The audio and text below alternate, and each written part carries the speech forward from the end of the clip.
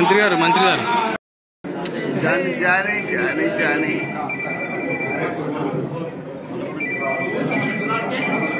जानी रहूंगा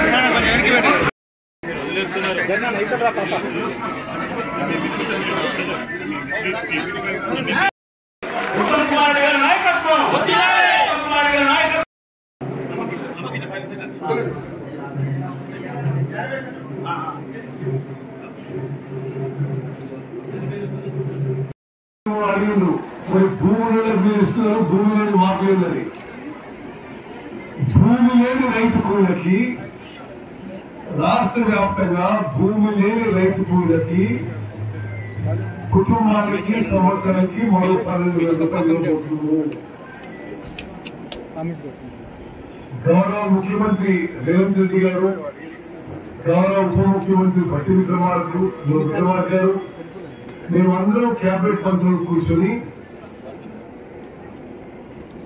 రాష్ట్రంలో దళితులకి, గిరిజనులకి, బీసీలకి, మైనారిటీలకి రాత్రి మొదలు కృషి చేస్తున్నాం. అహర్నిశలు కష్టపడుతున్నాం. నిజాయితీగా పారదర్శకంగా పనిచేస్తున్నాం. మరి ప్రజలందరూ కూడా మరి జాన్పాడ్ దర్గా సైదుల్ బాబా కూడా మమ్మల్ని ఆశీర్వదించాలని చెప్పి మేము ప్రార్థిస్తున్నాము. ఈ ప్రభుత్వాన్ని ఆశీర్వదించాలి. ముందు ముందు కూడా ఈ ప్రజలకి మరింత సేవ చేసే విధంగా మమ్మల్ని ఆశీర్వదించాలి, మాకు బలం చేకూర్చాలని చెప్పి కోరుకుంటున్నాం. మీడియా మిత్రులకు మీరు తెలిసి ఆశ్చర్యపోతారు, భారతదేశంలో 29 రాష్ట్రాల కంటే ఎక్కువ,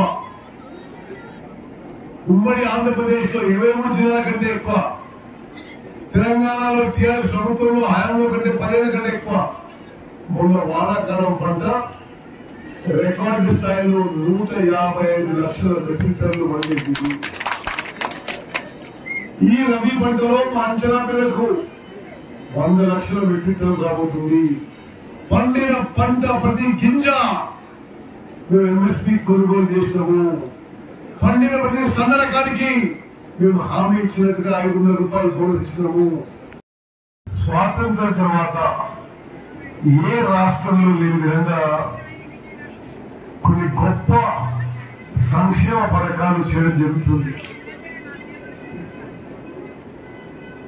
అసలు ఏమీ తోచక కొంత ఓర్వలేక ప్రతిపక్షాల విమర్శలే గాని మేము చాలా స్పష్టంగా సాచ్యురేషన్ మోడ్ పై చివరి వ్యక్తికి, అర్హత ఉన్న చివరి వ్యక్తికి రేషన్ కార్డు వచ్చే వరకు మేము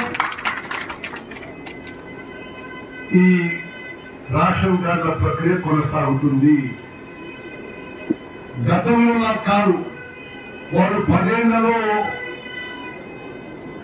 సగం పర్సెంటేజ్, 1% కూడా రేషన్ కార్డు ఇవ్వలే.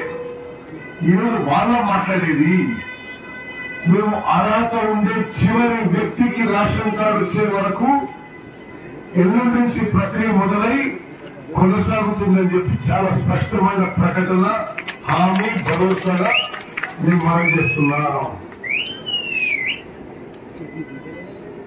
అనవసరంగా చిల్లర రాజకీయం వద్దు. మేము చాలా సిన్సియర్ గా, కమిటెడ్ గా పనిచేస్తున్న విషయం కూడా మేము మనం చేస్తున్నాము. అదేవిధంగా గతంలో కాంగ్రెస్ ప్రభుత్వం ఉన్నప్పుడు ఇందిరమ్మ ఇల్లు కట్టిండ్రు. మధ్యలో వచ్చిన వాళ్ళు 10 ఏళ్ల పాటు డబుల్ బెడ్రూమ్ ఇల్లు కట్టిండ్రు. డబుల్ బెడ్రూమ్ లేదు, సింగిల్ బెడ్రూమ్ లేదు, ఏం లేదు. 10 ఏళ్ల పాటు నిద్రపోయిండ్రు.